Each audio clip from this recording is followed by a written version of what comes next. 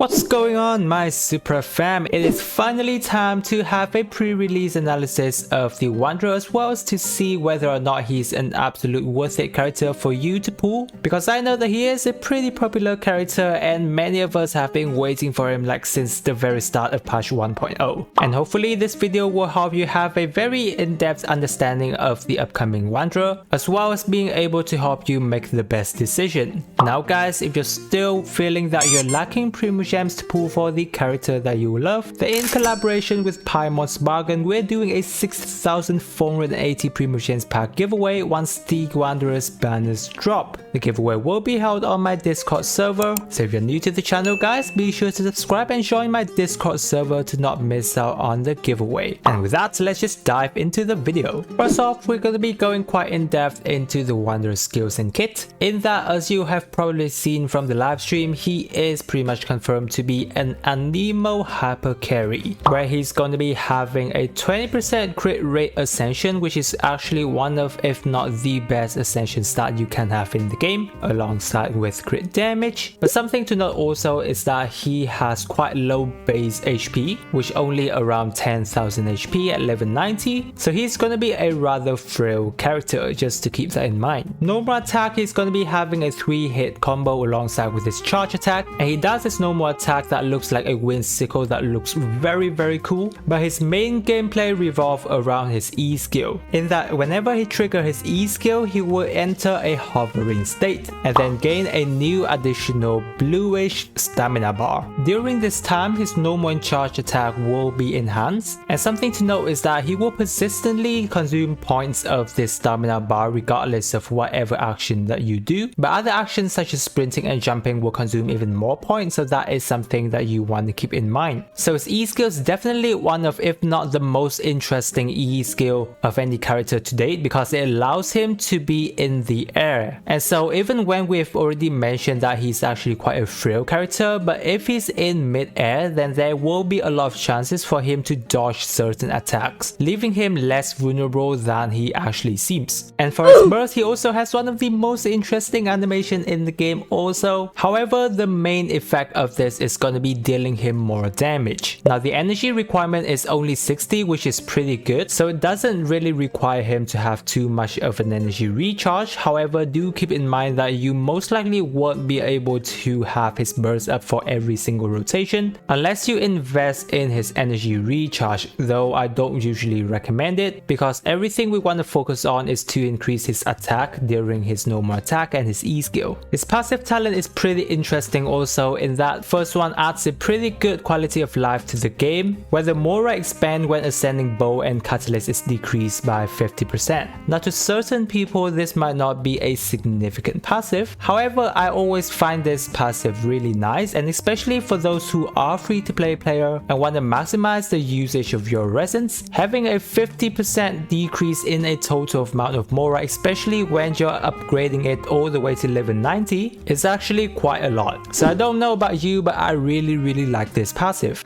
For his passive, talent 1 is very good, in that whenever he unleashes E skill and it comes in contact with Hydro, then the stamina bar cap is increased by 20. If it comes in contact with Pyro, his attack is increased by 30%. If it's Cryo, then it's 20%, and if it is Electro, then he gains basically a 0.8 energy restoration whenever he uses his normal and charge attack. Now for the Hydro buff, right now we're not being able to test out the Wanderer yet, so an increase of 20, we don't know exactly how long that will be. However, the thing that we know is that by having this buff, it allows him to stay on field a little bit longer. However, this have both downsides and good sides, in that the good side is that he's now being able to stay on field a little bit longer to deal more DPS, but the downside is that whenever it is for a hyper carry character to be on the field for quite a long time, they lack the capability of of being able to have your support to buff the character, because normally your support character buff only lasts up to 15 second max, and that is only with a certain character. There will be character that only give you from 9 to 12 seconds. Therefore, if the Wanderer were to be on the field for longer than those time, then he's not going to be able to get the buff from your support character, meaning that it is not efficient to actually have him on field during that time. More so to switch to your support character and start casting their burst for support once again. So the value of the Hydro buff will depend on your playstyle, however it is not that significant. Alongside with Electro, generally what it seems is that it's going to be giving him more burst uptime. However, as we have mentioned before, his burst isn't the main source of damage for him, it's just basically a bonus, so it's not actually too much of it worth it to focus on his burst uptime. However, when it comes to Pyro and Cryo, having either of this buff actually also buff the damage of your burst, therefore it technically already outperforms the Electro buff. Now for the Pyro and Cryo buff, they are on pretty much the same level, so this will very much comes down to the team building that you want to build around the Wanderer, and we'll be mentioning more about this in his team build section. For a second passive talent, what it basically does is that it gives you a chance that when the Wanderer sprint or dash during his combo, he has a chance of not consuming the stamina point. Now the thing with this is that it is not a guarantee for every single dash, however it does give you a better chance for every missed dash. The next time you sprint, there is an increase of 12% chance that he will not consume the stamina bar, and then when that skill is activated, he will also fire off 4 wind arrows that deal 35% of his attackers and Nemo damage each. And so with this may or may not change your gameplay, because with this passive talent it offers you a chance of sprinting a little bit more while being able to do additional damage. However, this is pretty much an RNG kind of game, so it's kind of like a payoff if you want to try it out. But for me personally, I wouldn't really recommend you to constantly dash and then try to activate this passive, but more or less just see it as a chance for more damage whenever you have to sprint to, for example, cancel out a combo, or whenever you have to do a sprint or dash. So overall, we can see that he's going to be a purely hyper carry on your account. However guys, there are certain main downsides that you do want to take notice of the Wanderer at this point, in that the very first thing is his problem with resistant interruption. Nowhere in his skill and kit do I see a mention regarding an interruption to resistance, and this is something that all hyper carries in Genshin Impact wants to at least have, because without it, oh my god, you're going to be having a very much terrible times. I can't remember how many times it's been that my Sino has been knocked out of his combo due to not having either a shield or any kind of resistance to interruption to help him out. Therefore, this will pretty much affect how you build a team around the Wanderer regarding having a shield, for example. Of course, we'll be touching more on this in his team build section. However, a good thing about the Wanderer is that he has the ability to be on mid-air. Therefore, he should be able to have the ability to dodge more certain attacks than any other hyper carry does. Also, another thing is that his ability to break shield is something you have to keep in mind. Now, we haven't got the Wanderer to actually test him out yet, but as far as most of the Anemo character goes, unless that specific character has access to infusion, for example like Kazuha on Sucrose, if they are purely doing damage in order to break shield, they are going to be having trouble in doing so, and they will have to rely on other support character in your team to be able to break shield. So those are the two of the main downsides that I can see regarding the Wanderer at this point, and we'll have a much clearer answer once the Wanderer comes. Moving on to the Wanderer's best artifacts, we of course know that he has his newest sets, which I would be sure that is going to be his best in slot. However, the thing with this is that it requires you to farm a lot once again, unless you're very lucky and have a very decent artifact set. But the amount of resins that you do have to spend is going to be quite a lot comparing to other sets that you may have already got by farming in the past. For example, 4-piece Viridescent should still work on him if you have a very good 4-piece set. Other than that, you can still run 2-piece Viridescent with 2-piece Gladiator, or even the Shiminawa set will still work on the Wanderer. As for the artifact stats, you're going to be wanting to go with attack percentage, Anemo damage bonus, and a crit ratio. I know that many people have been asking whether or not to build him with EM, EM, which I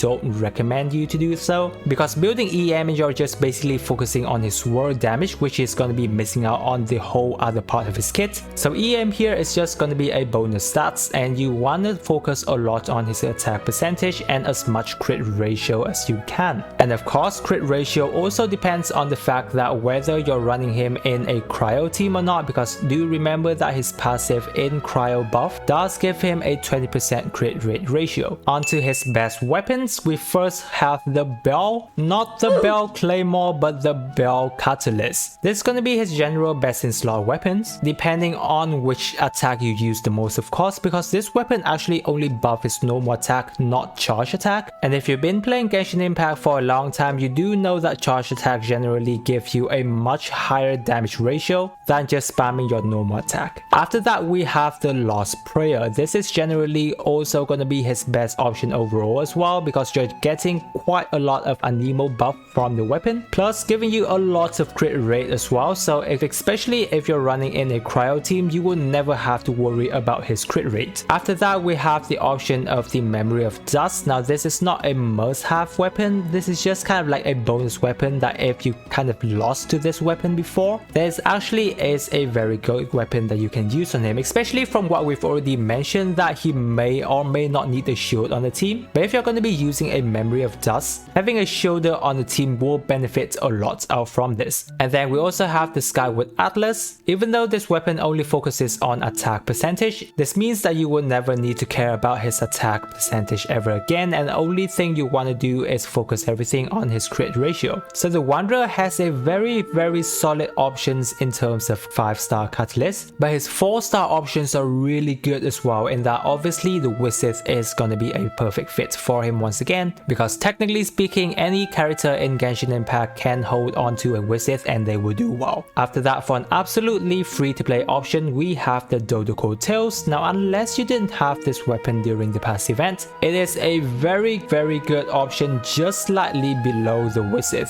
since the Wanderer will be able to make use a lot from this weapon passive. Next up is that you can use the Eye of Perception, a general good option if you have like an R5 that you haven't been using. Mappa Mera is fine, I would say. It does give you EM, plus it is a very free to play weapon also. I don't usually recommend you to run with this weapon, but unless you're kind of like a very new player to Genshin Impact and you don't really have any other catalyst option, that you can use this weapon. And then there can be the Solar Pearl as well for the Battle Pass weapon. However, apart from the fact that it provides pretty decent crit ratio for him, he's not going to be able to trigger the passive really well. So it's generally not something that I would recommend, especially when you have to spend like $10 to actually get this weapon. Now let's quickly cover a bit of his constellation and see whether or not it's really good. For his passive talent 1, he technically have a 10% increase in his attack speed and an additional 25% attack to his passive talent 2. So I would say that this is going to be a pretty decent constellation to have. Now it's not a must-have constellation to have of course, but if you do kind of win his constellation at C1, that is going to be a pretty nice boost. For a C2, it basically means that the less stamina point he's currently having, the more damage he will be able to deal. Now this is not going to be a very significant damage increase that you will see. Plus once again, this constellation is only focusing on increasing his damage, therefore I wouldn't say that it's very much of a worth it constellation. C4 gave him the ability to trigger other random buff that he has not triggered when he uses his E skill. This is once again okay of a buff, because first of all it's going to be absolutely random, so unless you can deal with it, it's not going to be very stable and consistent every single time. Plus it doesn't really change his gameplay whatsoever, so I would say it's just an okay constellation as well. However, C6 is just very good and probably the most significant of all, which is something that you do expect from getting a C6 character, since he's now having a 40% attack plus in his normal attack, and he has the ability to stay in his E skill a lot longer than before. And so overall his constellation from C1 to C5 isn't too much of a significant, and then once you get to C6 it's a totally different level.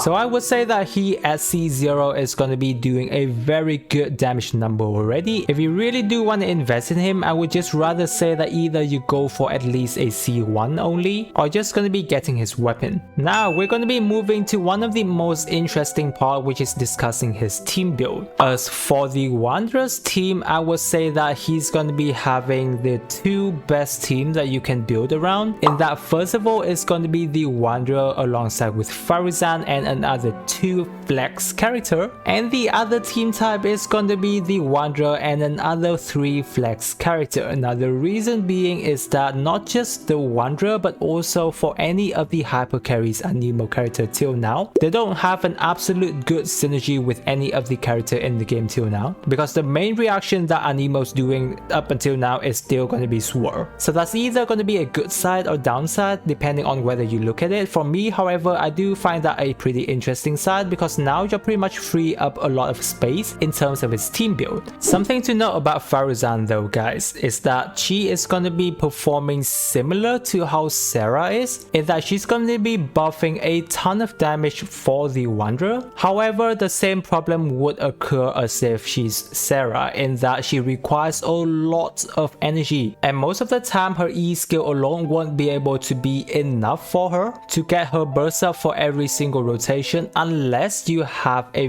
very much energy recharge invested Faruzan. Even alongside with the Wanderer, where he is the character that's on field and Faruzan is going to be off field, therefore she won't be able to take as much energy as she would because she is an off field character during that time. So C0 Faruzan is something you have to keep in mind in terms of building her. Therefore Faruzan is going to be a lot more viable character once you get her to C4. And so regarding the Wanderer's passive talent we have mentioned before, his Pyro and Cryo infusion is going to be the best. So generally speaking, you want to build a team around the Wanderer with Pyro character or Cryo freeze team. So for best Pyro character support, I generally would say having Bennett on the team. Xiangling is also going to be a very other good option as well, because as you know, Bennett and Xiangling has never have their value decrease all the way until now. Other than that, Thoma is actually a very good option here because he can deal a bit of damage for the team, plus he's also giving a pretty good shield for the Wanderer. Not to mention, especially if you're having a C6 Thoma, he's giving another 15% boost to the Wanderer's damage, which is pretty valuable. For Cryo support, we now have Layla. If you have a pretty good Layla build already, she's actually really decent in terms of providing shield as well as providing attack boost. Diona is still a very good option in terms of providing shield, healing, and if you have a C6 Diona, she's giving your team a little bit of extra EM. Other than that,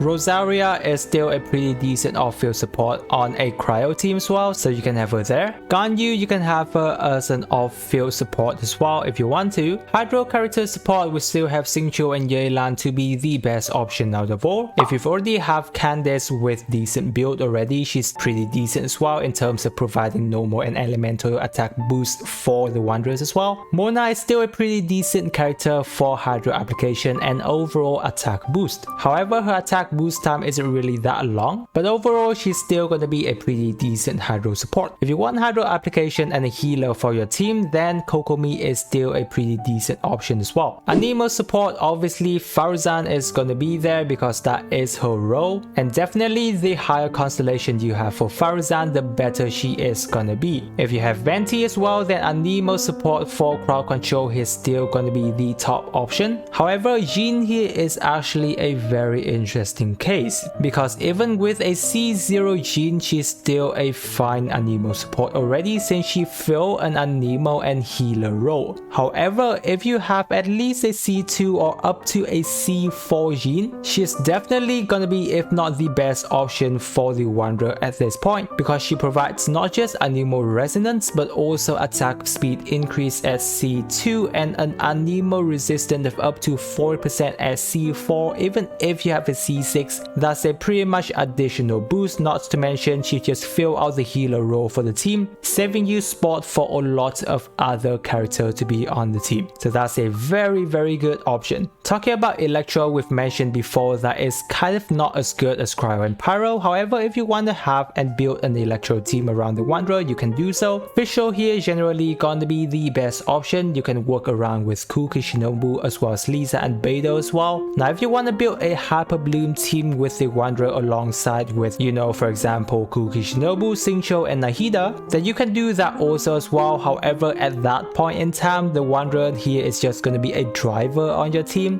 while Nahida is going to be the main DPS because she's definitely going to be doing the most damage. For Geo support character, Yunjin is still a pretty fine character. However, do keep in mind that she only buff normal attack and not charge attack. However, the main downside with Yunjin is that she requires a lot of energy recharge, up to 80 energy. Therefore, if you don't have another character that's Geo element to support Yunjin, she's definitely not gonna have burst every rotation, guys, even if you have her up to 200 energy recharge, because she's just that energy hungry. Zhongli is still gonna be one of the best character on the Wanderers team too, because he gives a very good shield, and we've already mentioned before that he may have problem with resistance to interruption. So Zhongli here will be able to do the job very well. So that overall should be the team discussion for the Wanderer. Now, this is gonna be the most important question of all, regarding the question of whether or not the Wanderer is gonna be a worth pull for you. And so guys, this is purely gonna be my opinion, and you can follow it or not. It's gonna be your choice. In that, I would say the Wanderer is very much a preference character, because in terms of its hyper carry playstyle, we already have a lot of hyper carries in Genshin Impact up until now. In terms of its damage level, I don't think we have to discuss that much, because I'm pretty sure that he's gonna be dealing a lot of damage. However, regarding the word of a lot of damage, we don't lack character to deal a lot of damage in Genshin Impact as well, because there are just many other characters who can perform that role. So definitely when using the Wanderer, you won't be seeing the word